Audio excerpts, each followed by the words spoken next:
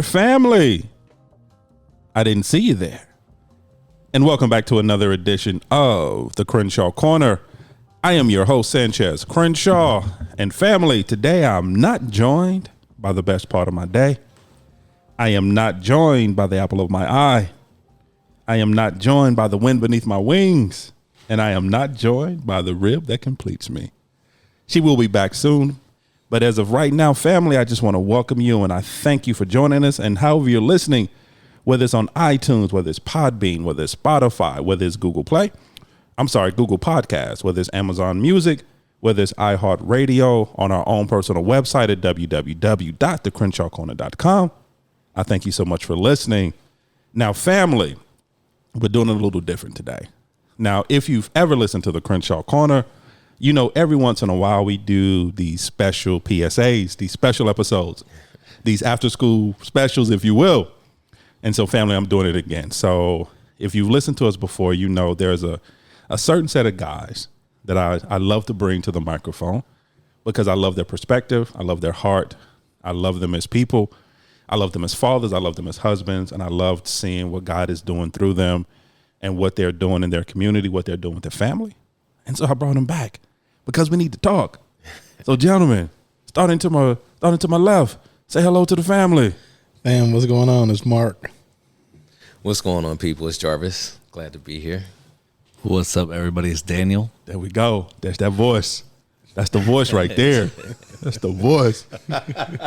So, family, we are not going to be before you long, but I did want to have a conversation. It was laid on my heart to have a conversation with these four men. And the reason being is because I wanted to do something that I think a lot of men don't do.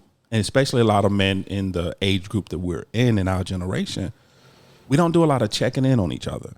We don't really check in on how we're doing, not only how we're doing spiritually, how we're doing emotionally, how we're doing mentally. Mm-hmm. And asking the question, are we okay? These last couple of years have been crazy.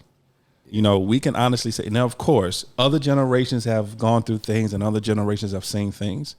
But what we're seeing right now, our generation has never seen before. Right. You know, some of the things we're going through, the isolation, the sickness, the things that we're seeing right now, this generation's never seen. And so for me growing up, it was never a thing for men that I ever saw, for men to sit down and actually have real conversations and ask the question, how are you doing?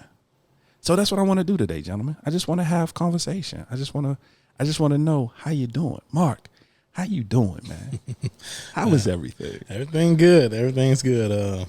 You know, just taking it day by day, you know, best we can, trying to navigate, you know, COVID with the kids in school and right. Wife still working, you know, me working at home and, you know, still trying to run around, still trying to have some type of sanity, you know, right. Trying to modify things. You know, we were so used to just on the go. But now it's like you really have to step back and see how can I navigate, you know, this with the kids. They still want to go out and play and not make sure that they have to stay in the house, you know, right. Still getting around and still trying to give them a quote unquote normal life. Yeah, as normal as possible at the moment, you know, getting places earlier before it's crowds of people there, you know, having date nights at the house, you know, things like that. Just like I said, still trying to, you know, live a life that's, you know, pleasing to them and enjoyable for them as well. Right. Jarvis, how you doing, man? Man, I'd say on the surface, I'm good. Right. The undercurrent is, you know, where have I been? Because right. with things slowing down, it seems like the intensity of the work that I have to do to be sane seems to have picked up. Okay. But then it makes me think, like, you know, where have I been? Like, has it always been necessary to put in this type of effort right. to be good with not only myself, but with my wife and with my children? Like, so it's all good, but I also feel like, you know, it's some challenge there. Daniel, we're going to come back to that because there's some things I want to unpack there. Okay. So trust me, we're coming back to that one. Daniel, how are you, sir? My man, I tell people all the time, I feel like I'm living in very blessed times right now. Okay. We just bought land. We have plans at our house for. Congratulations on that. Thank you. We have plans at my house for our house that we are building. Right. Going into a new career. It's hard to negate those things in my life. But I'm also still trying to be the best husband I can, and I fail a lot at that. Right. You know, I'm trying to be the best father I can, and you know, some days are better than others. Right. You know what I mean? So I am very blessed right now, man, but there's always something to grow in. Yeah. There's always something to take account of. There's always something, to your point, Jarvis, like, yeah, sometimes I end the day, I'm like, man, where was I today? Like, Exactly. like, why do I feel like I did so much and nothing at the Right. same time? Right. You know, there's some things I'm working on right now, or let me be honest, there's some things I am conscious that I need to work on. That's it. Right. I just need to start stepping in those directions, you know? I got you. Yeah. I am kind of in between of all you guys. I think once again, though, it's always amazed me. I think I pull more towards Jarvis Compass right now because I'm okay. Surface, I'm okay. Right. If you look at me, I'm okay. You have a quick conversation with me, I'm okay. You talk longer than 10 minutes, you gonna learn I'm not okay. It's so much. I don't sleep well. I stay up. I work more than I need to. I'm up extremely early. I stay up extremely late. When I should be resting, my mind doesn't turn off. I'm thinking about everything and nothing all at the same time. So, and that leads me to the question that I want to ask right now, because I think it's not to be morbid, but let's be honest. We don't really have a lot of conversations. We have conversation about everything that's wrong with men. Let's be honest, especially in this day and age. We have toxic masculinity and everything we talk about and everything what's wrong with men and how men are no good. And we have these conversations. But what we don't talk about is that the suicide rate is higher among men. Depression is higher among men. But men don't talk about that because we do the I'm fine. So my question is, how do you handle it when you're not fine? When you still have to be a father, like you said, Dan, you're still trying to be an effective husband. You're still trying to be an effective father. We all have kids. You guys are a little different boat than I am because you guys have smaller kids. You know, we were talking about Dan. You know, you still got a 3-year-old and a 6-year-old in your house. You got a new teenager in your house. You know, Mark, you got a 4 and 4, 6 and 4, 6 and 4, 6 and 4, man. 6 and 4. One about to start school and one just really started school. You know, Jarvis, you got a whole teenager in your house. Right. You know, about to be a young adult. Right. You know, so you have to be that father. You have to be that present husband. You have to be a pillar of your community. We all have jobs where people are depending on us. You know, so what do you do? How do you handle it when you're not fine? Start with you, Jarvis. Man, the challenge for me has been over the last, maybe probably 5 to 6 years is learning just how to communicate that, Right. how to even just talk about it. Because when when I was young, it wasn't like nobody was like, "How you doing?" At all. Like nobody was checking in, like, "How are you emotionally?" Right. So if the most I communicated is when I was arguing with somebody. Okay.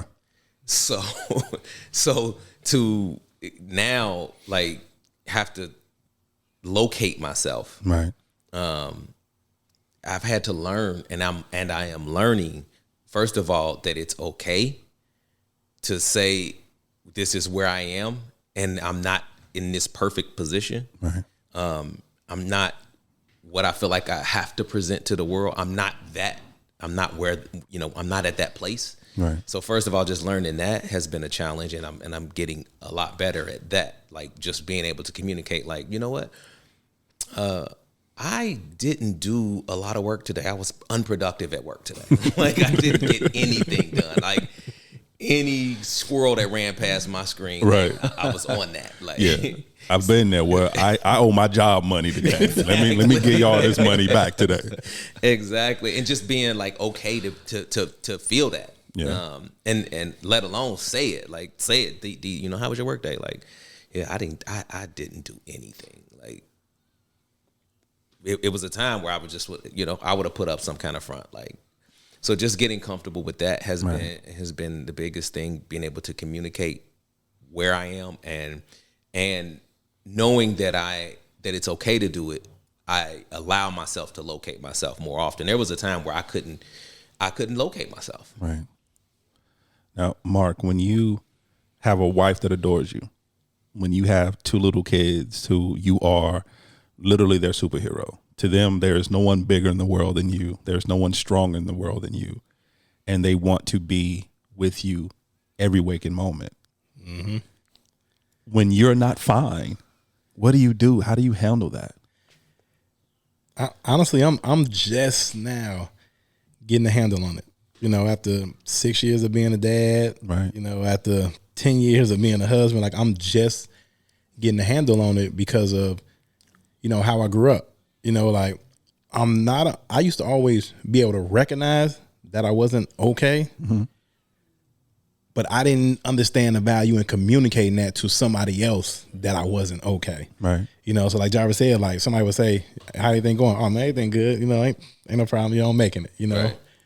But like being able to communicate that you're not okay, it's like a weight off your back. And the reason why I didn't communicate it, because, as males, you feel like if I communicate that I'm not okay, that shows weakness. Right. Yep. So it took for me and my wife to go to counseling to understand that, like, and for me to understand that because I communicate that I'm not okay doesn't mean I'm weak. It shows a strength in me that I'm vulnerable enough to communicate that with, my spouse. Right. And trying to surround myself with, good guys, that you can really knock heads with, have deep conversations about, and there's no judgment. Right. So just the communication aspect has been big for me because I held it in for years. And then like last year had just like one of those moments I was like all out of sorts, because for so many years you just hold it in and that doesn't do anything but beat you down. Yeah. You don't want to give up that competitive advantage. Yeah. Like, You don't want to seem like you don't have competitive. it. Yeah. And Like, everything. Yeah. So like to display or to tell you where I can be hurt it just seems like that's not smart. It goes against everything we were taught as children. Exactly. Yeah. Now, Daniel, for someone who is full of joy, someone who lights up a room when they come into the room, someone who's always looking to bring happiness into whatever situation they walk into. I think he just misread you. No, I'm just Who are you talking about? right. How do you deal with it when, because like Marc, you have a wife that adores you, you have kids that adore you, your sons want to be with you, want to be around you, and so how do you deal with it when you're not fine? I think there's a lot of strength in messing up and having the courage to ask for forgiveness. Right. Yeah. Forgiveness may sound different when it comes to your kids. It may sound different when it comes to your wife. But man, I get it wrong a lot. Right. I get it wrong a lot. And I grew up in New York. So if I'm feeling a certain way, if I'm lighting up a room, like you said, it's because I actually feel, I feel some type of joy. Right. If I don't, you'll know. You'll know. And I think what us men don't really understand is whether we communicate it with our mouth, we're communicating that. That's good. Yeah. Oh yeah. That we're not having a good day. Something's being communicated one way or the other. Right. The power that we give away when we don't communicate with our mouth is that we leave people out. So they may understand, oh, there's a fire over there, but I'm not going to enter it. I don't have a place to do that. Right. Once we start communicating with our mouth, that opens the door for someone to come in and help. It puts us in a vulnerable state. But I think I mess up a lot. I really do. But I understand that the win isn't looking like I'm strong or looking like I have it together. The win is when I have it together, I can communicate that. Right. And when I don't, I can communicate that too. Yeah.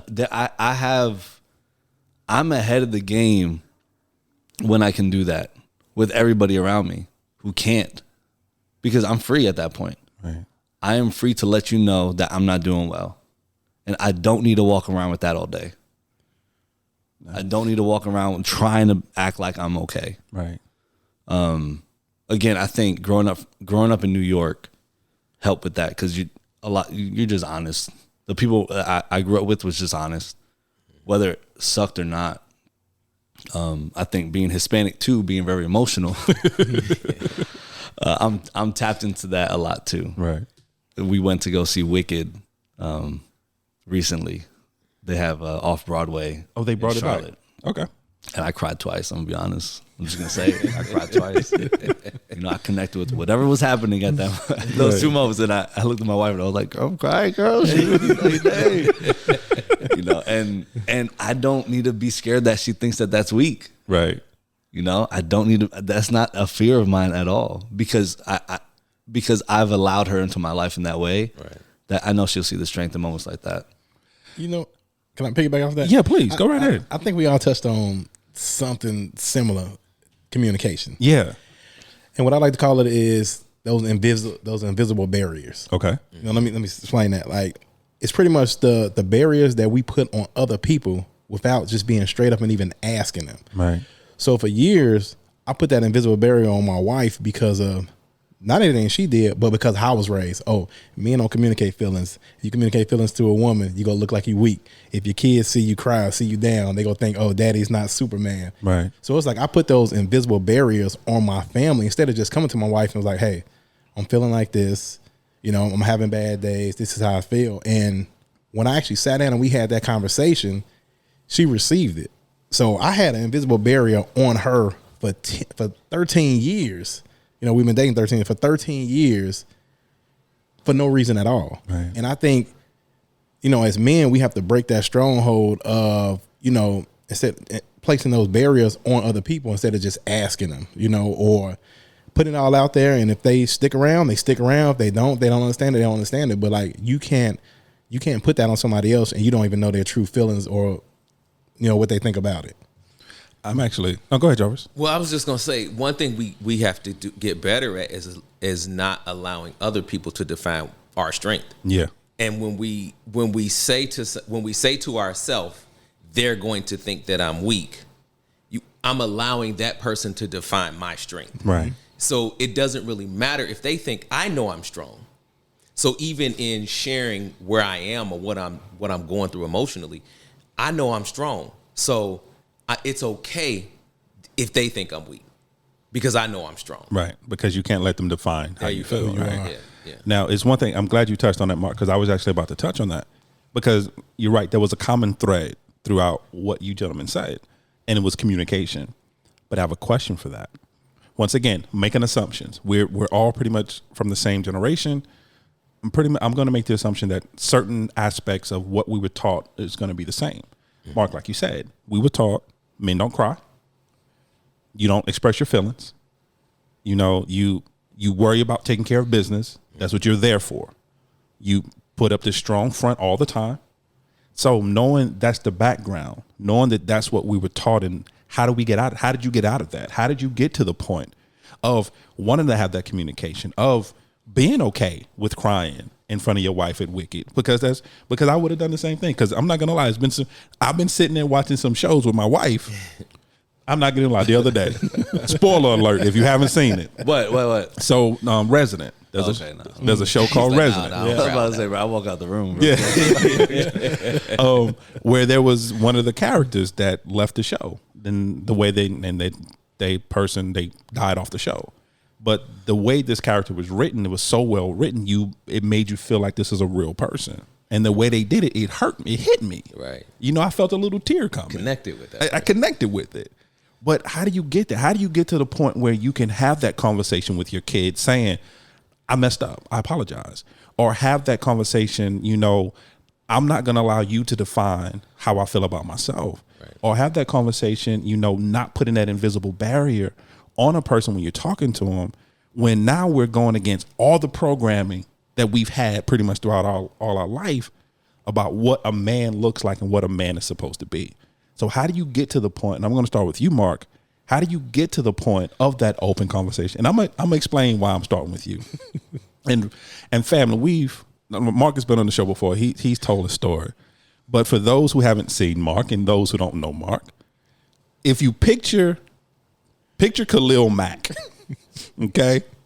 Picture Khalil Mack and add about 10 more pounds of muscle, and you got Marc from the street, from Chicago, you know, when living through Chicago really wasn't that, you know, it was a 50-50 proposition if you was going to come out of it, you know, and that's who he is. So you got this strong, and if you don't know him, you think this intimidating dude, but you're sitting here saying, you know what, I know to be vulnerable for my wife. I know to be vulnerable for my kids. So that's why I want to start with you. So how did you get there to the point of knowing I got to talk, I got to open up, this is not working for me? Honestly, it was my daughter. Okay. It was my daughter, because she has that, you know, that similar personality as my wife, you know, kind of type A, wants everything perfect, right. You know, and if she mess up, you know, like she's having like kind of almost not a fallout, but she gets down on herself. So I had to explain to her that, you know, nobody's perfect. Right. But I had to put it in the context of me, like, even daddy's not perfect. I make mistakes, you know. And yeah. And that's she said, you make mistakes? And I'm like, yeah, I make mistakes too. You know, mommy makes mistakes. Miles makes mistakes. You know, we all make mistakes. And I can remember one time we were in a car and I was asking her something, and me and Ada were talking. We weren't even, I think we were just talking loud, not even in an argument, but just kind of excited what we were talking about. Right. And I looked back at her and I asked, I said, Bailey, why are you looking like that? She said, because you're talking too loud, you know. And I was like, I had to stand back and like, this is the time where I need to apologize. I said, Daddy's sorry. I said, does it bother you when I talk loud? She said, yes. And so, so I apologized. I said, I apologize for talking loud. Daddy was talking low. But I couldn't imagine what she would feel like if we were having an argument. Right. You know, she was kind of nervous. We were just talking loud, excited about something, you know. So it's one of the things where it's like, I have to be able to communicate with my kids when I'm in the wrong, if I've done something to hurt them, if I've done something to hurt their mom, just being able to communicate that and just understanding that it's okay to make mistakes. Mm-hmm. I don't want my kids ever growing up thinking they have to be perfect. And my daughter's already on this course to type A. Like, I see it already. Like, I've seen her erase on homework 20 times before because she didn't get something right. I'm the polar opposite. It's on that now. I can do it now. You know, that's just how I think. Yeah, you know, like that's pencil. You can't do that with pencil. That's just gonna be there. You know, like it's already done. I can do about it. But my daughter is like that. She wants to be perfect. But I want to understand that it's okay to make mistakes as long as you learn from those mistakes. Right. You know, I never always tell people. You know, I don't take L's. I take lessons. You know, that's how I look at things. Like, it's always a lesson that you're learning from something. Yeah. And I try to take that in every aspect of life. You know, like last year when my marriage was on the rocks, you know, for the first time. I mean, you know, I had to learn why it was on the rocks, and you know, it's two people. You know, but at some point you have to take responsibility for yourself and what you're doing. Right. You know, so the first thing before we started going to counseling, I went to counseling myself, you know, because I feel like I need to bring my best self to our counseling so I can really provide value and see what I need to work on to be a better husband. That's awesome. You know, how did you? I want to stay. I'm gonna come to you, gentlemen. But I want to stay there just for a moment because you touched on something that I did want to touch on through this conversation today. Individually, for you, how did you get to the point to say, you know what, I really need to talk to somebody? Because we all know, especially in the Black community, counseling and therapy is a bad word. It's getting better now. We're becoming more acclimated to it and understanding the necessity of it. Yeah, slower for men though. Yeah, but it's much slower for men, especially for Black men. Yeah, yeah. And then growing up, you never did that. Go talk to your reverend, and he ain't know what to do. Right. So how did you individually? How did you get to the point to say, you know what, Marc, I need to do this for myself. I need to do this. How did you get there?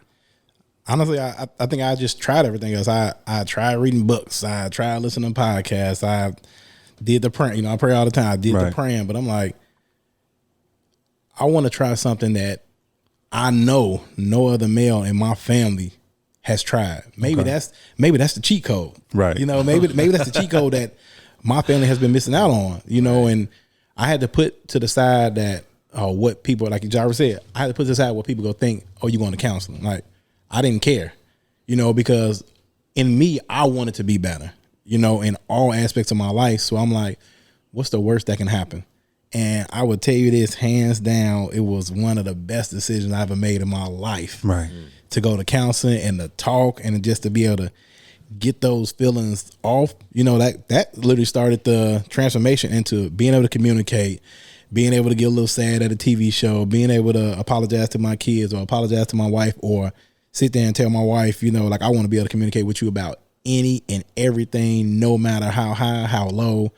And her respecting that, you know, to be able to really open up to her, like, it was a great decision. I had put myself first, because I'm the person that, you know, I'm the husband, I'm the dad, I'm the employee, like everything else. And then it was like, I'll take the leftovers. Right. So the counseling finally let me put me first, and everybody else gets the leftovers. I got you. Mm-hmm. Now, Jarvis, coming to you just for a moment, sir. And once again, if anyone who's listened to any of the episodes with you, you've always been very open and honest about your background, about your parenting growing up. So I'm going to say something if I'm wrong, correct me. But like you said, you know, growing up with your father, your biological father, it was a volatile situation. Right. So I'm pretty sure him having open and honest about feeling conversations with you, pretty sure that didn't happen. Right. So how did you get to the point with that being kind of your role, lack of a better term, your role model growing up? How did you get to the point of knowing, I need to talk, I need to let this out, I need to be vulnerable? How did you get to that point? So growing up, I will say my mother did allow for us to communicate with her about, you know, where we were and what we were feeling. Right. She created space for that. Okay. So we did have that opportunity, you know, mostly when we were younger. Right. As we became teenagers, we didn't take it. We didn't try to take advantage of that. But I think for me to really, once I really started opening is when I married Dee, and when I seen that she could locate, like, she paid enough attention to me to see when I was like taking a hard left, right, and kind of got lost. One day she said to me, like, you know, you seem like, you know, you're becoming less mature.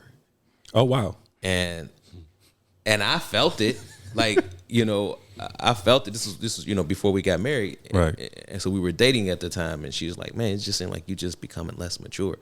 And I felt it, but I didn't know, like, when it started, where it happened. And she was like, it seemed like right around February you just started going downhill. She saw you. And that was the first time that any woman had ever, like, saw me. Right. And because she was able to do that, that created a trust. And I think that, you know, that's really where it started, is starting with trust. Okay. She created an avenue for me to say, if she's seen me going down and she's still here, right, I can trust her to be in the process of me getting myself together. Gotcha. And so from that, I just allowed myself to trust her. And then from that point, you know, maybe the same day, I think it might have been the same day or maybe even the next day, I prayed and asked God into my life at that point. And trusting him has been the other part. Like, trusting God that the people that he's putting in my life, I can trust those people with me. Right. And I tell people this all the time. You got to trust in increments. You can't give everybody everything all at once, because that's how you get hurt. So you give people a little bit of you, and if they steward it well, you can trust them to get a little bit more. Right. If they steward that well, you can keep getting closer and keep opening up to them more and more. To the point where then you'll get to the point where it's not about how you're going to receive me. It's about me understanding who I am, which is why I can be open on this podcast is because I know who I am. Right. I know that regardless, at the end of the day, my wife gonna be right there, and Christ has always been there. Right. So that's how I kind of like. I'm choicey about the people that I allow in, but then I trust those people with me. Got you. Now, Daniel, you had mentioned a little earlier. You said, growing up in New York, kind of honesty was. You said what you said. Also with the Latin background, with the Latin blood, it's always been kind of okay with being emotional, so to speak. So have you always been a person that's been like open about how you feel and telling people how you feel, or have you struggled with that? What is that journey been like for you?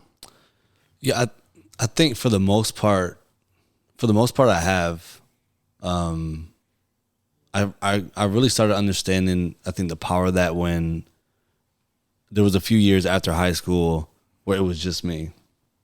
I went to college, had a whole different set of friends there. Right. College was like like a mountaintop experience for me. It was crazy. I was fasting like 2 times a week. Oh, right. Wow. Some girl walked into my dorm, sat on my lap, and I picked her up and walked to the elevator. And my parents ain't around. Right. You know what I'm saying? Like, I know Jesus is watching, but Jesus is watching when I did a whole bunch of other stuff too. Right. So that time in my life was so saturated with like reading the Bible and praying and just understanding for myself who God is to me. Right. And I think that really galvanized something for me where I walked away from that experience, that year or 2 experience, just understanding like, if God loves me the way I am, like who else's approval do I need? Right. And it might sound like super Christian. It might sound very simple. A lot of the times the answers that we look for are simple. Yeah. It's the application that's hard. Right. Yeah. So the simple truth is I know who I am to God. And before it may sound overly spiritual or overly Christian, but somebody needed to hear that. What you just said, somebody needed to hear, because there's a man right now listening to us who's at that crossroad, who is trying to figure out who loves them, who's trying to figure out what is his worth, they're looking for an answer, and they needed to know that. They needed to know that throughout everything, God is still going to love them. Right. God, it's the beautiful thing about God, and we're going to stay here for a moment. The beautiful thing about God is that his love is truly unconditional. Mm-hmm. Whether you're clean or dirty, he still loves you. Right. Whether you make the right decision or the wrong decision, he still loves you. Right. And like you said, it's really just that simple, but it's the application of it. Mm-hmm. Because what's amazing to me is like, for just hearing it about you, where most people do the polar opposite. When they go to college, they get wild. Mm-hmm. They're not around their parents, new experiences, new people. Like you said, young ladies just walking up to you, sitting on your lap. It doesn't get any easier than that. Right. But you knew for that time in your life, that wasn't the right choice for you. And so you went kind of the polar opposite way with it. And I think, and some young people need to hear that too, because there's a young man listening right now who's at that crossroads as well, either about to go to college or in college, and they're having these things come their way, and they need to know it's okay to make the other choice. Right. Right. Right. I'm sorry, continue. Yeah, and I mean, just speaking about that, I didn't know anybody in college when I went to college. Right. And I met, the people I knew there, I met there. And to explain to them, I'm not eating today. You know what I mean? Like, right. But again, I just didn't care. I was like, why do I need to care what you think about what I'm doing? Like, right. Why? Like, where have you earned that? Right. In my life? So I think, and let's just be honest. After college, I made a lot of stupid mistakes. I had to walk down from the mountain at some point. Right. But yeah, I think that experience, man. Like, no matter who I'm talking to your point, Jarvis, like in increments for sure. You trust in increments. Right. My bend is to always start with trust, and then if you break that trust, I at least know I brought my authentic self to you. Right. Got you. Again, I'm not bringing everything to you, but what you're seeing is me. Right. And you'll see more of me as you see more of me. Right. But yeah, just that experience, man. And then, like with my wife, I owe it to her to be honest with her, and I think I just knew that early on. Like I owe it to her to be honest with her, And there was moments at the beginning of our marriage where I wasn't, and I made mistakes, Right. and we had to work through that. But I owe it to her now to be honest to her, and I owe it to her to. She's my wife, man. You know what I'm saying? Like y'all. Yeah, she's amazing. Y'all know this. Yeah, like, she's amazing. Y'all know what it is. A little scary. To have. She a little scary though. She's intense. She's intense. Yeah, I love her to death. She's intense. But like, this is the woman that that we wake up with every day. Right. We owe it to them to for the married men out there. We owe it to them to bring our complete honest self, as ugly as it is. Yeah. And if you're doing it for the first time, it's gonna be disgusting. It's gonna be so ugly, and there's gonna be so much stuff that you need to talk about. But when you do that every day, the trash don't build up when you take it out. Yeah. I like that. And you need to. Yeah. I'm going to throw a question out to all you gentlemen, and you just answer it as you will. One thing you said, Jarvis, in your conversation was like, that's the first time you have been seen. You saw D saw you. Right. And a lot of men, especially like you said, married men, we have so many titles and we wear so many hats. We're the workers, we're the providers, we're the fathers, we're the husbands, we're this, we're that. When is the first time that you felt like that the essence of who you are, was seen? Whether you were fine or not, when do you feel like the first time you have been seen? Do you remember? Have you been seen? That was it for me. That was definitely that moment. Right. That not only did I recognize that she saw me, I also recognized that she was still there. Right. In the same moment, I recognized like she saw me and she's not gone. Right. So it gave me permission to look at me. Right. Because to be honest with you, I didn't want to look at me. Like I knew something that Daniel said earlier is like, oh, I know I have an idea of the things I need to work on. Mm-hmm. Now it's just, being dedicated to working on them. Well, at that point in my life, all the things I needed to work on was in this closet, and they was just like being stuffed and stuffed and stuffed and stuffed, and I was stuffing it in there to the point where I literally at that point in my life could not look in my own eyes in the mirror. Like when I looked in the mirror, I couldn't look at myself in my eyes. Right. It just hurt too much. Like it hurt too much to look at myself, and she saw me.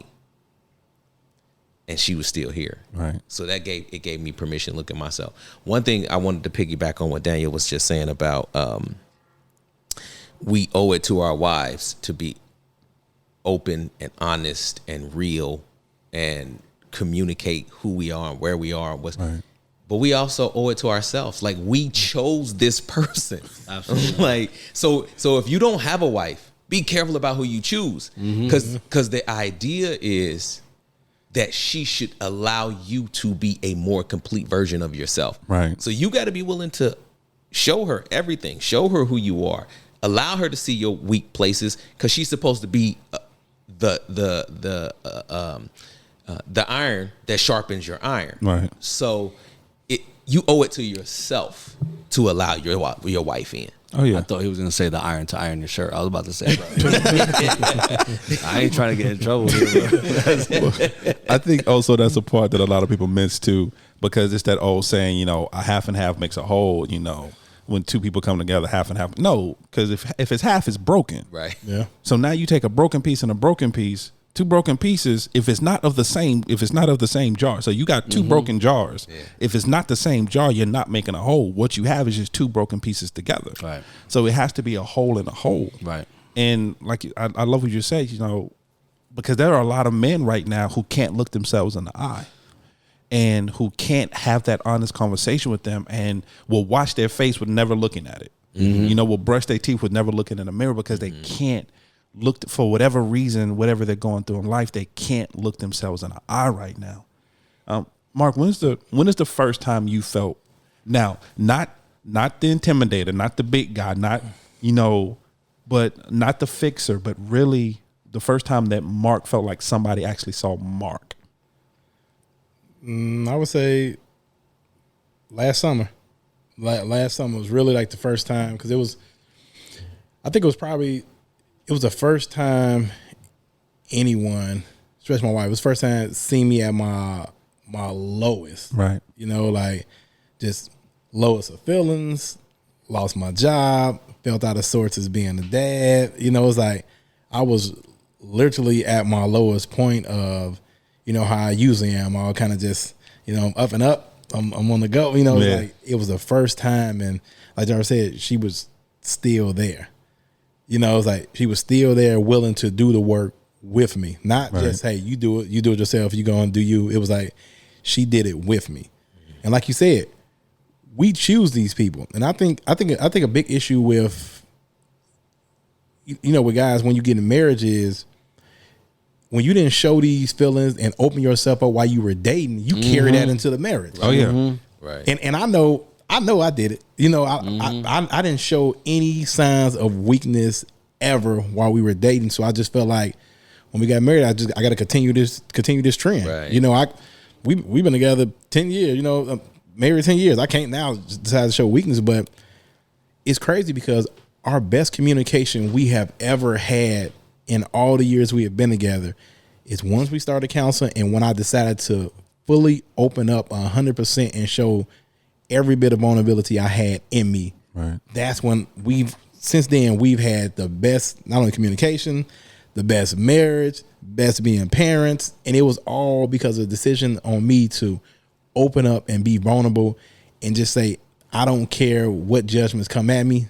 This is who I'm going to be from this moment on to you and our kids. And this is just me. This is the real version of me, because I hid that side of me from so long because of the traumas from growing up of you don't show that side. Right. You know, so it's just the strongholds that stay on your life, you know, from people who don't even have influence in your life anymore. You know, it's crazy because I heard from my uncle, you know, my uncle passed. And my uncle who passed, who told me that, you know, you don't show feelings, you don't do like, the stronghold was still on me and he's not even living anymore. Wow. Right. Wow. Man, so it's crazy how you carry that with you, you know, and, you know, you eventually got to just step out, you know, and make a change, because if you don't make that change, then my son gonna be sitting on a podcast having the same conversation that I'm having right now. Right. About, I held on to this. My dad didn't show me this or this, you know, like I want him to know that it's okay. You know, like he came in the room the other day. I was working and he was crying. I don't even know what happened. He was crying. And before I'd be like, hey, come on, man. hey, chop that up. You know, right. like, he came in there. I gave him a hug, wiped his tears off. I said, you good? He said, yeah. He said, yeah, I'm okay. I said, you sure? He like, yeah. I said, okay, love you.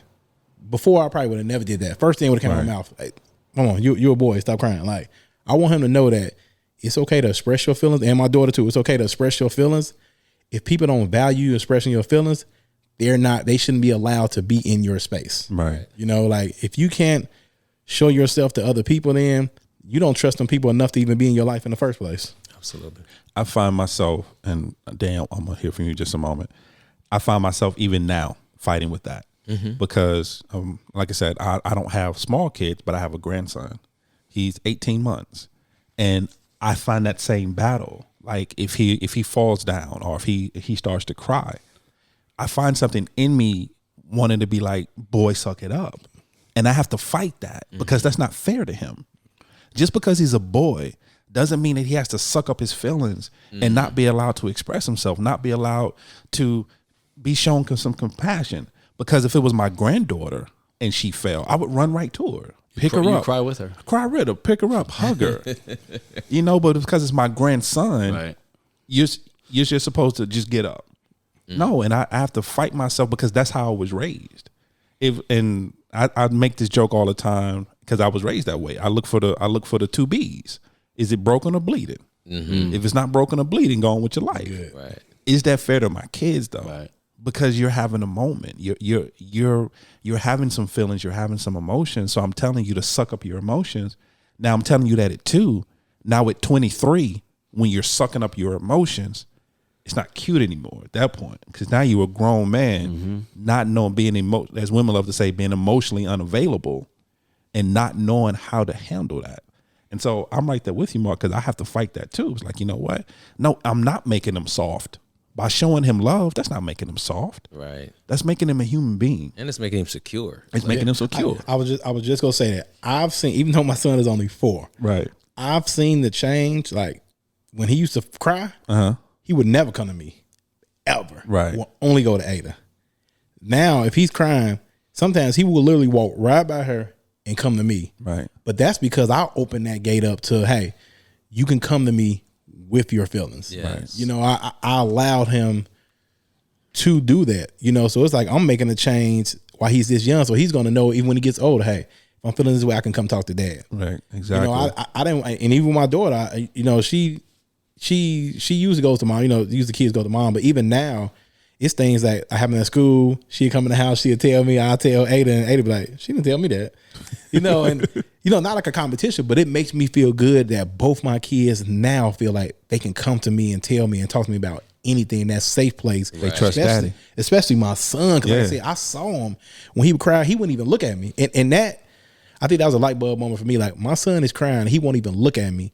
So what if something happens when he gets in them teenage years? Right. You know, like you need that dad talk. Oh, yeah. You know what I'm saying? Like, so to see now, like, oh, I can go to daddy too, as well as mommy. It's been like a great feeling for me. And you know, and I never shut his feelings down. I'm like, I always make sure he's okay. You know, hey, you want me to rub it? You all right? You want me to wipe? And sometimes he just want me to like wipe his hand off. And I'm like, you all right? He's like, yeah. I think it's just to be intentional that I'm actually monitoring and care about his feelings. Yeah. Yeah. You know, I want to. You said intentionality.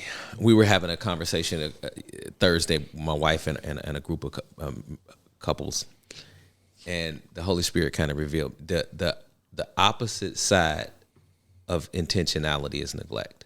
Okay. If we're not being intentional, Right. then we're being neglectful. Wow. There is space in between, Right. but the complete opposite of intentionality is neglect. Right. And so to not be intentional about creating safe space for our children, Daniel and I were kind of talking about this as well. Like, what makes us great is us allowing ourselves to be vulnerable so that we can create safe places for our children. Oh, yeah. Our parents didn't create a safe space for us to be fully human. Right. Like, we couldn't even be completely human. And so like Marc said, you got years of a marriage where we tripping over this thing under the rug, but we all acting like it's not really there. Yeah. Like, there's a obvious lump under the rug, but I don't want to share that with you, what that is and where it came from. I don't even want to talk about it. Like, I don't even see it. So you tripped over something. I don't know what that was. But yeah. So like, you know, intentionality is so important. And you know, this is something like, whether you're dating, you're married, but this is something like I really want to say.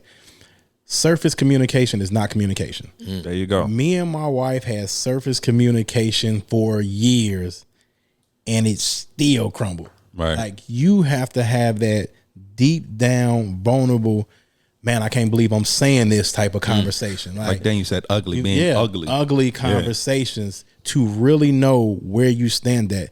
Surface conversation that can only last for so long. And growing up, you just think, oh, I'm talking. Because I remember that used to be my rebuttal. Like, you're not telling me your feelings. We talk all the time. And we did, but it was surface conversations. Right. When we got down to the ugly, man, you know more stuff than my mama know. Oh, yeah. You know, like these stuff I would never tell anybody else. It like opened up the floodgates to just communication about everything. You know, and now it's like, we don't believe in surface communication. Like, whatever it is, we go get it on out the way, you know. Now, Daniel, for you, because I want to come back to you. When was for you, felt like the first time that you were actually seen? Not the labels, not the titles, not what you could do for everybody, but you were actually seen. Yeah, that's I feel like the only answer I have is that experience in college. Okay. Just because I walked out of that really knowing who I was. Right. I walked out of that really knowing who I was for myself. I walked out of that really knowing who I was in God's eyes. And that's just it's been a defining moment for me. Right. Like those are the moments, at least in my life, where I always go back to. And I feel like that created such a foundation for me. And I had the benefit of that. Not everybody has that. Not everybody gets to experience that. When I was growing up, I had teachers that actually cared about me. and the kids in our community, because our community wasn't an easy community to grow up in. Right. So the teachers absolutely cared, and they were another guiding voice for us. And everybody is weird. We have a Facebook group from the kids who graduated in my year. Oh, cool. Like hundreds of kids. Right. Huge high school. And, you know, somebody wrote a comment just checking up on everybody. And I was just thinking to myself, like, wow, we were blessed to grow up in that environment. Right. Because I grew up in an environment where the minority was white people. And it was mainly black people, Spanish people. Mm-hmm. That was how I grew up. And we were blessed because the place that we grew up, it's like, I'm telling you, it's like a bubble in the United States of America. It was crazy because what connected all of us was that we were from Brentwood. Okay. It wasn't that I was Spanish or you were black or you were white. What connected everybody in our community was that we were from Brentwood. Right. If you got pulled over by the police and you were from Brentwood, it doesn't matter what color you were. They assumed you were doing something wrong. They did. Just because you were from Brentwood. It's crazy. It's weird. It was weird. But we had the benefit, and again, like I was blessed the way I grew up. I was blessed the way I grew up because not everybody gets that. Right. Not everybody gets to connect with the community they grow up in completely in that way. And I also grew up very sheltered. My mother sheltered us from a lot of that too, but I went to public school, so I experienced a lot of it as well. But I grew up like in that truth of trying. The other answer I was going to say was when I went to 9th grade.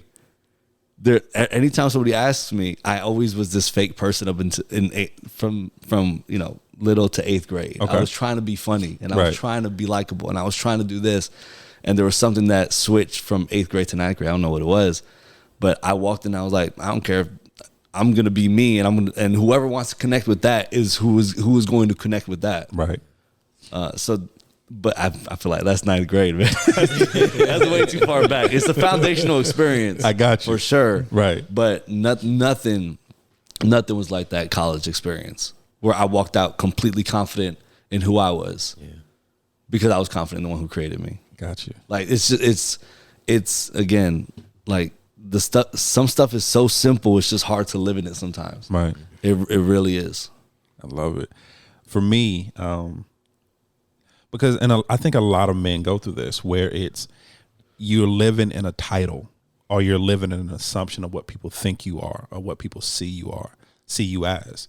And I've mentioned on the podcast before, it's nothing new. You know, Ange, even though we've been married for almost 22 years, this is my second marriage. Ange is not my first wife. You know, so I went through the marriage the first time and I always make the joke. I mean, I respect her for who she was. She just wasn't the right woman for me during that season. We never should have got married. Right. I always make the joke that was my practice wife because I learned everything of what not to do in a marriage by that first marriage.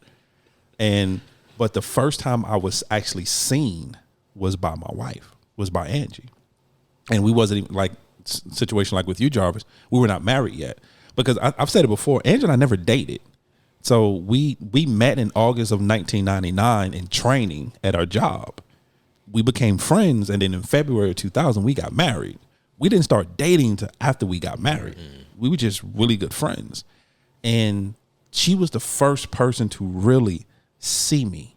She was the first person to see that at that time I was really hurting.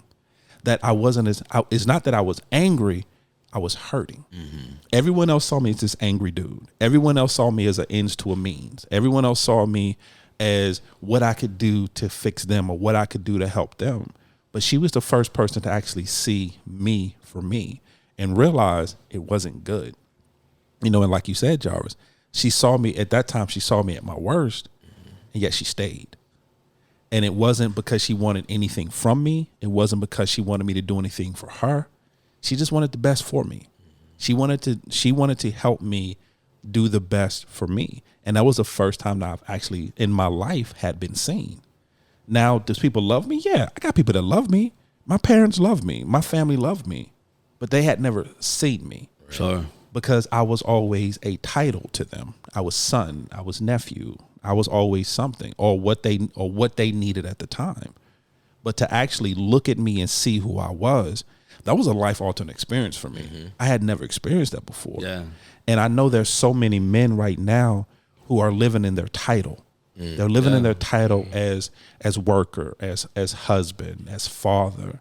And they feel like that there's somebody who's not seeing them right now.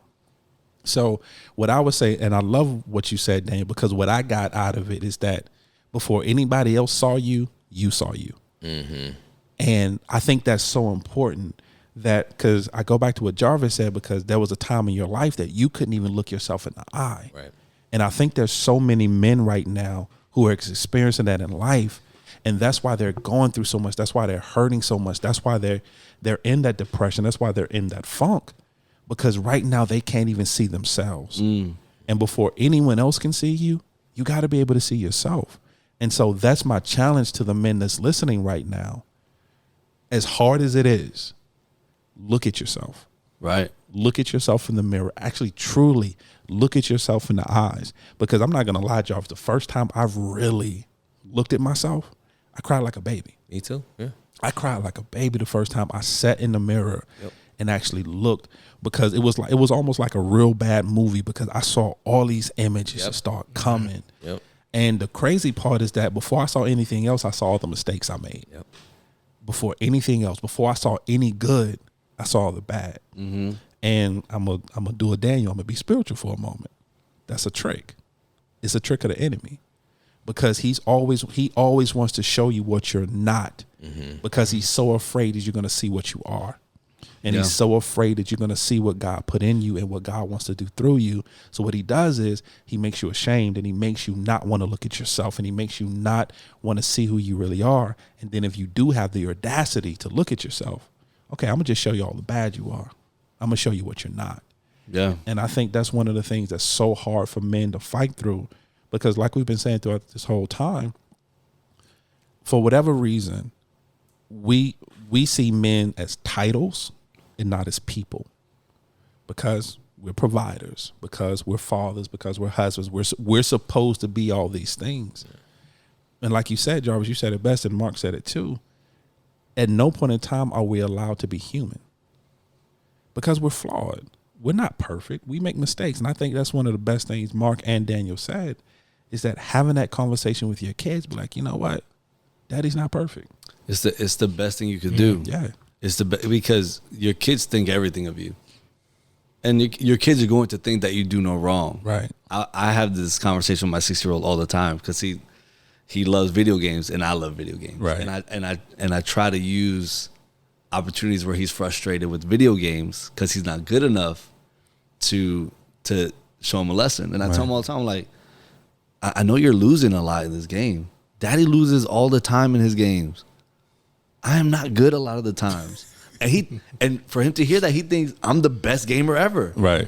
So for me to say that to him, it gives him permission to say, well, if Daddy's saying he's not good, but I see how good he is now, then I can push through and do it too. That's right. And so for a little silly thing like a level on a video game where I tell him, I'm not going to help you.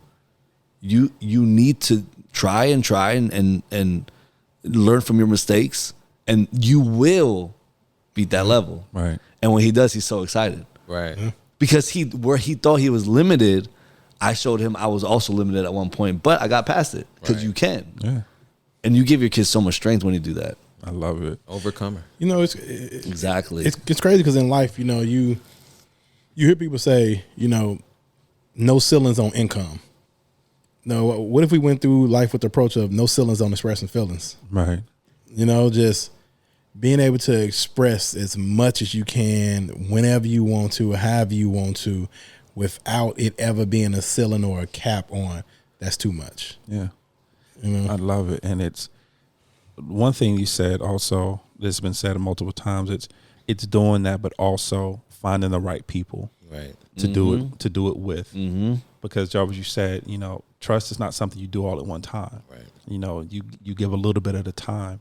But I think the biggest thing is finding if you are married, it should, I don't care what you say, it should be your spouse. It should be. It should be. Absolutely. I'm a strong believer in that, as your spouse should be your number one best friend. Yep. You have friends, you have best, but your wife your spouse should be your number one best friend. Yep. If your spouse is not your best friend, you're doing marriage wrong. You're doing it wrong. Right. Because that person is a reflection of you, and they see everything about you. Like Right. when I meet, I love when I meet a man around his wife, because if he start talking, I wait for how she looks at him. Is she looking at him like this? It's revealing. It's revealing. It's revealing. Very Or much so. is she looking at him in awe? Right. Is she still in awe of who he is as a Right. man? And that tells me everything I need to know about that man. Yes, Because, sir. you know, like Pastor Stephen said, this, if I come here and everybody in this sanctuary is like, but my wife is sitting here looking at me like, you lie. that's the real version of who you are. Yes. That's absolute truth. Yes. So if your spouse is not the person that sees you intimately, if that's not your best friend, you're doing marriage wrong. Yeah. And one thing my wife made a joke earlier when Jarvis first got here, but unfortunately there's some truth into it. It's because and when I say this, please hear my heart, I'm real quick to say I don't have any friends. I'm real quick to say that I don't have any friends. And she say, baby, it's not that you don't have any friends. You don't call anybody. That's your problem. Because you got men around you that love you and adore you, and you love and adore them, but you don't call nobody. So I say that to say this. Men, call somebody. Because there is somebody right now that will take your call. There is somebody who will listen to what you have to say. There is somebody who's not going to judge you. There's somebody who's not going to look down on you. There's somebody right now who sees you and sees what you're going through. And to be honest, they're just waiting for your call. Right. Mm-hmm. So they need to hear you. Yeah, Like, they need to your hear ear. Yeah. And so when Marc was saying, you know, there's no ceiling on expressing emotion, but also with that, pick your circle. Expand your circle. Get your circle. Right. You have to have Curate it. Yeah, my wife says all the time, she loves saying this phrase that we're not islands unto ourselves. You know, and most men love living that way. And I'm speaking, I am so guilty. Straight up. I am so guilty. Because the crazy part about me being vulnerable, the 4 men that's in this room, the 3 men that's in this room outside of myself. We got Jesus too. Yeah. You know, Jesus everywhere we go. Hey. But these are some of the closest men to me. But I could do so much better in contacting them. I could do so much better in reaching out and having conversations, because I'm a type of person that I'm still battling it. I'd rather be by myself. Mm-hmm. And which is not good, because I go through things, because my mind is crazy. Because I have thoughts and feelings that go through my mind, be like, I'm so glad I know Jesus. Because if I didn't know Jesus, this life of mine would be so different. Oh man. Right. Because I'm gonna be honest to you. I look at myself sometimes and be like, I gotta look up the definition of sociopath. Like, is you a sociopath out here? I mean, check yourself. And I say that jokingly, but it's serious, because there are so many men right now who are living that life where there's so much going on in their life, and they just need something. They just need somebody. So, gentlemen, make a phone call, send a text, write a letter, go knock on the door. Just don't be by yourself. No. I want to piggyback off what Jarvis said, because it just kind of hit me right now about the best friend with your wife. And my wife used to ask me all the time, are we best friends? Are we best friends? You know, and I can remember before we started counseling, I was like, no, I didn't feel like we were best friends. And it just hit me of why I think I felt like that. Because before we started counseling, before we opened up, I felt like I couldn't talk to her about any and everything. Right. Because of, like I said, that invisible barrier I put on her. Right. So I was her best friend, but I didn't feel like that because of something in me, not anything in her. Right. Got you. And when I said earlier, like, man, since we went to counseling, since we started communicating, like, I feel like it's the best our marriage ever been. Like, truly, I've lived on both sides of feeling like your wife is not your best friend and feeling like your wife is your best friend. And this is so much better. It is. when I say literally, we joke, we get around with the kids, we play games, like we talk about any and everything. And it's like, before, if I said something, I would kind of look back to see how her face was expressed. I say stuff now, I don't even look at her. no matter how crazy I think it might be, you know, or whatever. It's just, I don't even look at it because I feel comfortable in our friendship, that, man, she still gonna rock with me. Oh, yeah. Like Ada now literally is like, man, that's my A1 from day one for real. Oh, like, yeah. Man, we rock out, man. Like and it's crazy because people think that you can only have the best time in your marriage the first couple of years. But now I feel like, man, since we started counseling last year, we're going into those best times. We're 10 years in. So you can always transform and change your marriage or your relationships or your friendships if you're willing to put in the work and communicate with the other person. And you have to. Yeah. And you have to. The person my wife married almost 10 years ago is not the same person. Right. No, not at all. The reality of the situation is we're not married to the same person we married. Right. People grow and experiences change people. And if you miss it and you neglect it, you're not intentional with it, then you're going to wake up one day and be like, oh, shoot, this is not the same person. Yeah. And that's okay for them because you shouldn't expect somebody to be the same person a decade later. What you missed was the opportunity to grow with them. And to learn them. But how hard is that? How easy is it, though, to like you said, you married, you have kids. It's so easy to adjust and adapt to being a parent. That's a change. Yeah. But why is it so hard to adjust and adapt to being a different person as a spouse? Here, let me go ahead. Well, my man jumped up. Say oh yeah, go ahead. Well, that struck a nerve. We really just talked about this. We are always willing to meet our children where they are. We don't give our spouses that same grace. The same grace and space. Yeah. We want them to be. We want what we're feeling to be what they bounce off of. Right. With our children, it's like, oh, I understand that you're growing. I understand that you're changing. I understand that you are becoming. With our spouses, like, no, you set. So you need to just deal with what I'm dealing with. You already an adult. You should be already baked. No, they're becoming. Yeah. Right. And we have to be willing to meet our spouses where they are. I think a lot of men who are going through feeling not being seen or not being okay, especially ones who are married, it's a twofold situation. And Mark, you touched on it well. It's living that life as not your best friend with your spouse, but also it's the spouse. As a spouse, you have to give your husband that space to be okay. You have to allow them to be your friend. Take that title off of them. One thing my wife told me, which blessed me so long ago, is that my wife said when she prays for me, she doesn't pray for me as her husband. She prays for me as a child of God. Mm-hmm.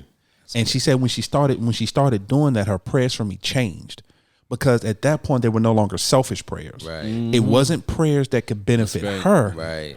It was prayers that God works in my life for his benefit in the way he wants me to. That's great. That's good. And so, and I think what happens is that a lot of times we look at our spouses and we say, well, you're my wife or you're my husband. And that's the only way I look at you instead of saying, no, you're my friend. Mm-hmm.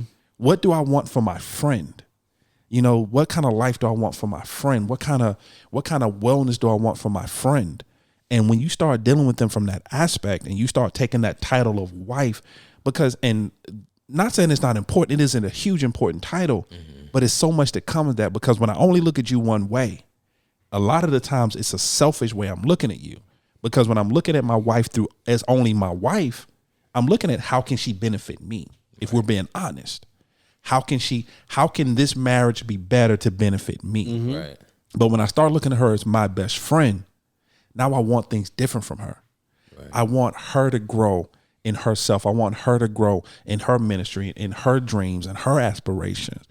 And what happens when we do that, we start seeing a shift because, Mark, I love it when you said you've seen both sides.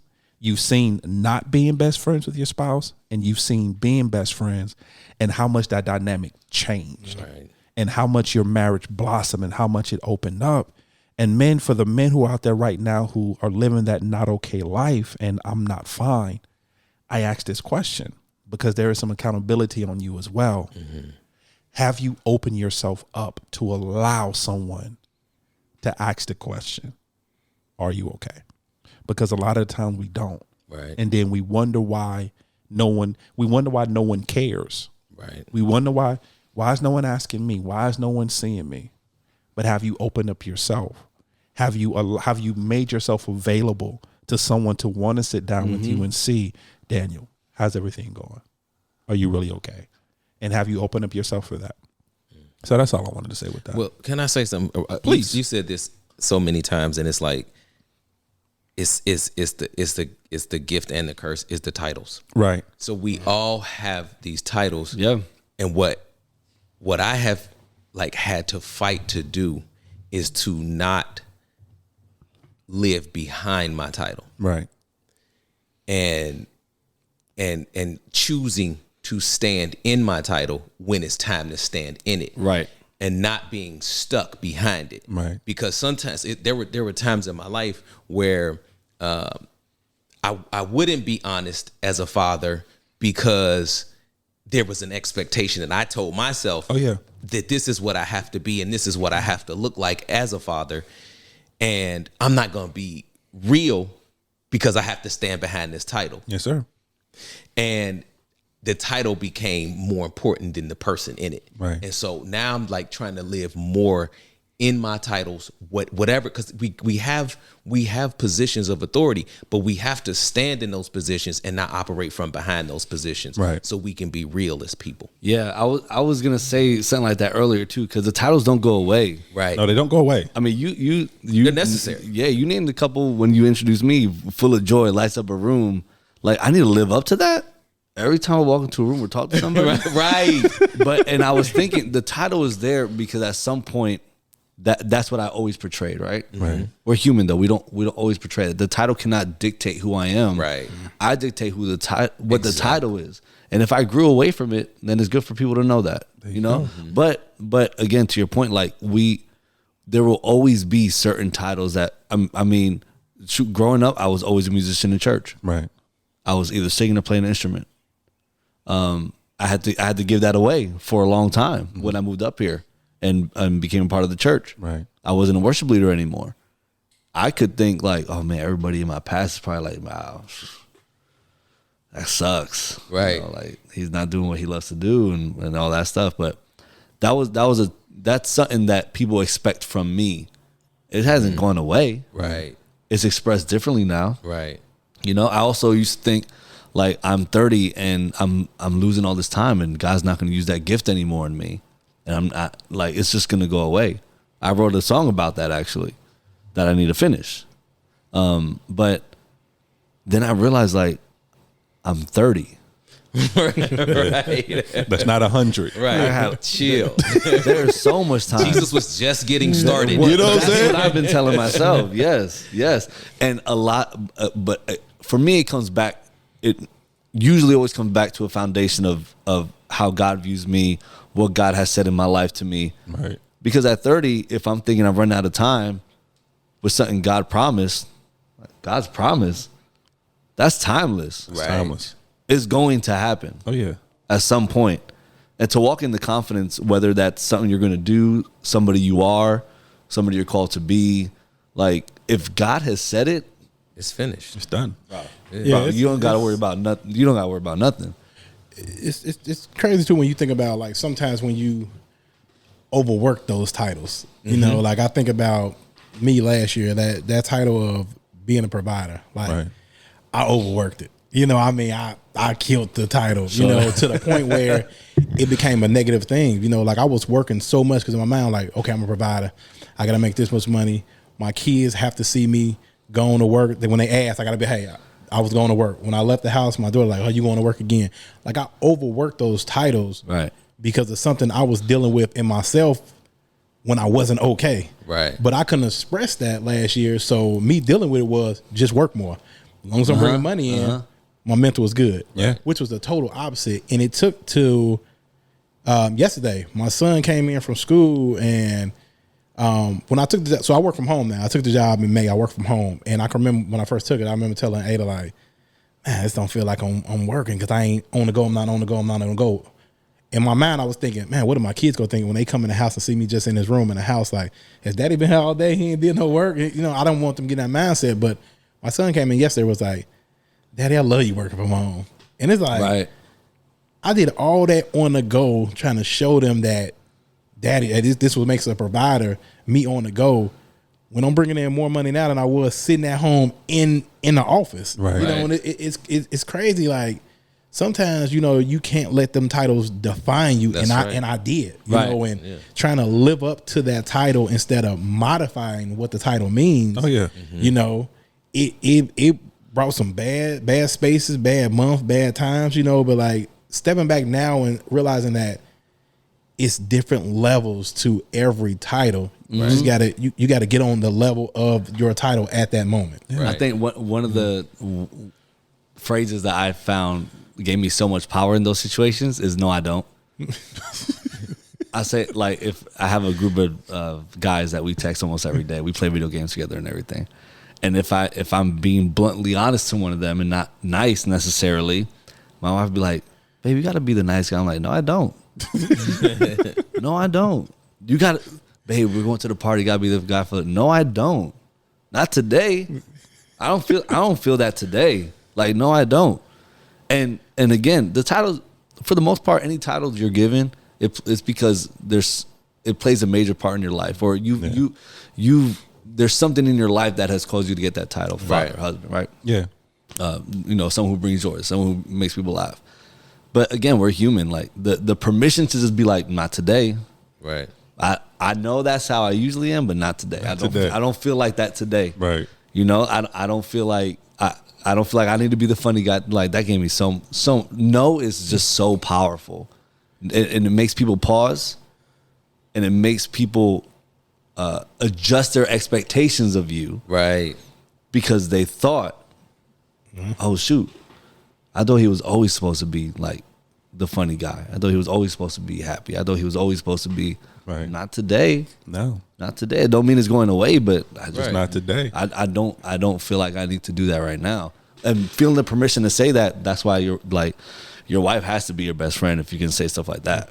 I was just gonna say to give yourself the permission to change and be okay with it, no matter if anybody else is okay with your change. Right. You know, right. I And think, you know, yeah. and be responsible with it too. You know, I do want to be someone who brings joy.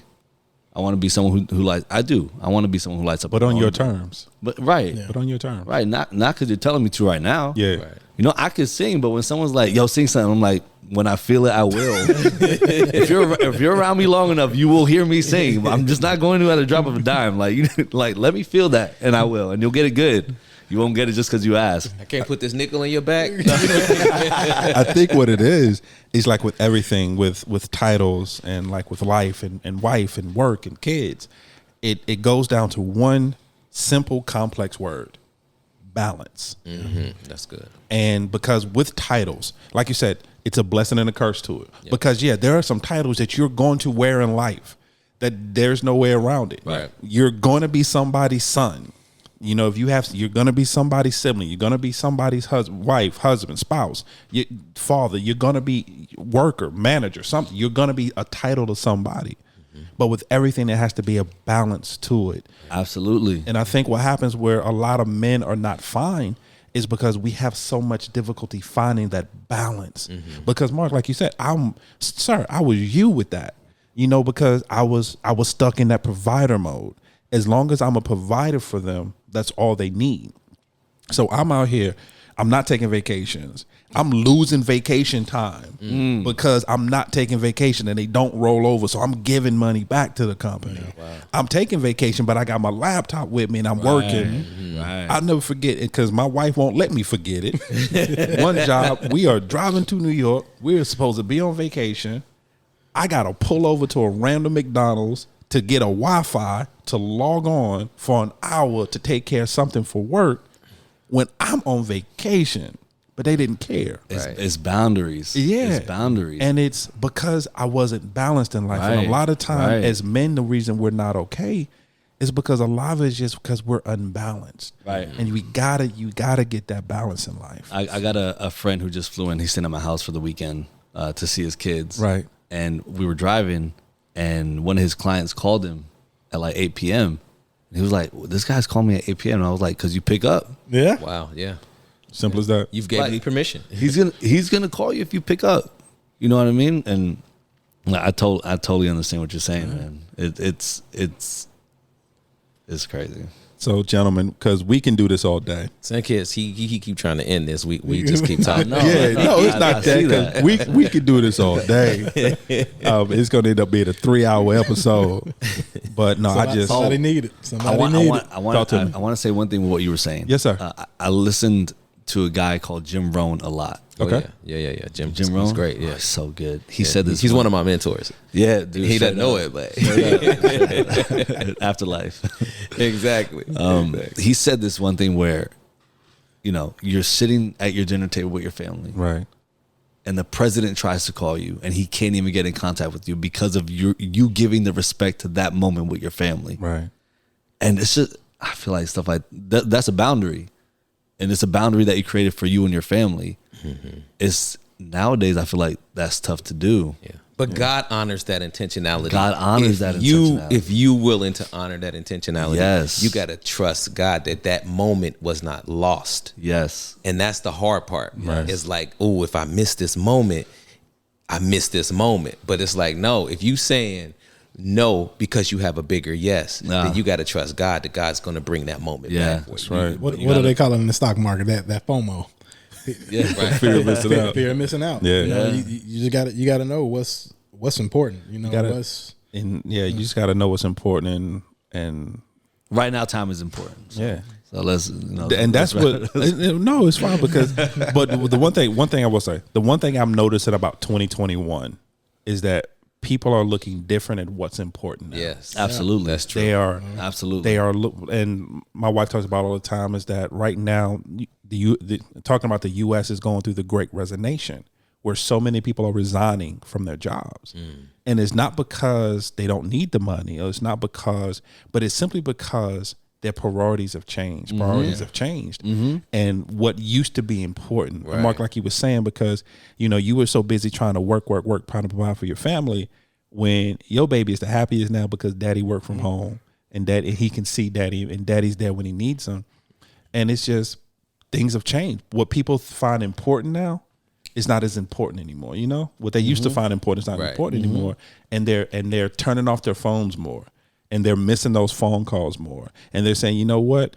You want to drive me crazy? Nah, I'm good. Yeah. Right. Absolutely. I'm good. I'm not gonna lose my sanity for you. And I'm loving it. Yeah, it was like literally five different places I was working at. And Right. I remember that. And it's what I tried to do and what me and my wife talked about is how can I, like the side job. So I still have my main job, when I work from home. Right. But how can we build more wealth, more revenue without giving out as much time? Right. And that's when I started learning about, trading options in the stock market. Yeah, that passive income. That passive income, when I'm seeing I'm making this much amount of money in 20 minutes. Right. Sitting in the bed, looking at TV, not even going anywhere. Like how can I still generate income without giving up the time? Oh yeah. And that's what worked for us, and it's crazy. Like I said, bouncing back to the best friend thing. Like I had a bad trade this week, and I was like, man, before I probably wouldn't have told Ada, but I told her. I had a bad trade, and she, exact words, she said something the best friend would say. She was like, use it as a lesson, not a loss. You won't make that mistake again. Boom. There you go. Like I was like, He said, man, I looked at her. I said, you must want another baby. You supporting me like that? Like, He said, but yeah, it was crazy because that's how much we've grown. Like, Right. To have those best friends. Like she pushed the husband to the side and was like, man, I got to talk to him like a best friend. Talk yeah. like, hey, you won't take that L again. Use it as a lesson. Next time you'll do better. And man, that right there was a feeling that I will never forget. How I felt about it. Like that's why I said to see the true growth that we've had since opening communication up, man, has been wild. I love it. Yeah. Gentlemen, we of course we're gonna have to do this again. It's gonna end up being an 8-hour podcast one day. So absolutely. But just how we do this, always love to do final thoughts. So Daniel, I'm gonna start with you, sir. What is your final thought for the family today? I think like just feel the permission to be you. Right. And if you feel like you're in a marriage and you're too far gone to be you, give it a chance. Right.